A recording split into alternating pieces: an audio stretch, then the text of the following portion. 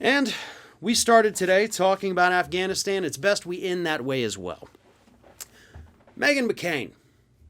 Meghan McCain reemerged this past weekend. She's no longer on The View, so she's got to turn to Twitter to get her idiotic ideas out there to the world. So she goes on Twitter this past weekend, condemns all of these people saying we should get out of Afghanistan, including the Biden administration saying this.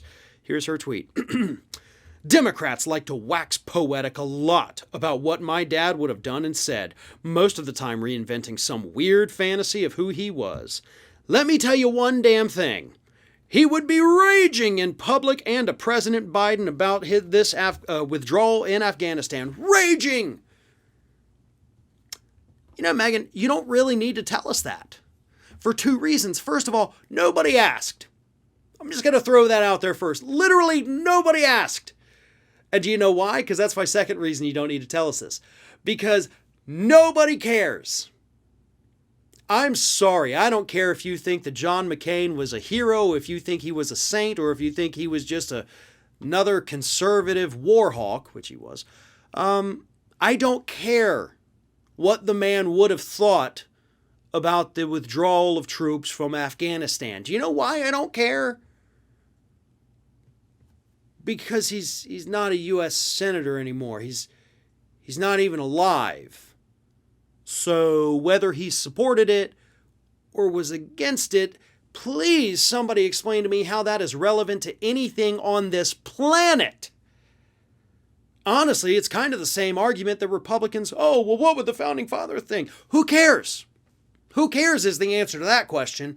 Who cares what the founders would have thought? The same people that thought a black slave only counted as 3/5 of a human being? Yeah, I don't care what their opinion would be of today's current political climate. John McCain is not happy that we're pulling troops out of Afghanistan? Yeah, thanks for reminding us that the man never met an international conflict that he didn't immediately fall in love with. That's what Meghan McCain was really doing there.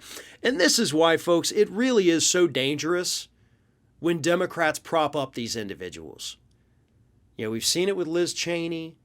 We saw it with John McCain. Just because they hate the same person we didn't like, Donald Trump, that doesn't mean they're our friends. That doesn't even mean they're our allies. John McCain, when he was still in the Senate, still voted with Republicans. Was it 90% of the time? Liz Cheney's over 90% of the time.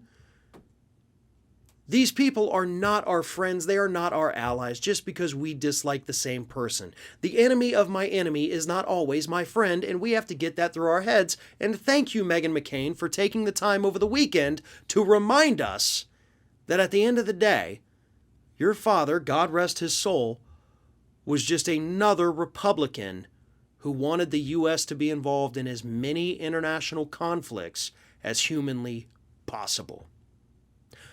I want to thank David and the entire staff at the David Pakman Show for being so welcoming to me here. I will be with you once again tomorrow. And until then, if for some reason you want any more of me, you can find me on YouTube at youtube.com/Farron Balanced, youtube.com/The Ring of Fire, Twitter, Facebook, and Instagram at Farron Balanced. Stay tuned for today's bonus show for the members. We've got some really great stories coming up. I am Farron Cousins in for David Pakman. Thanks for watching.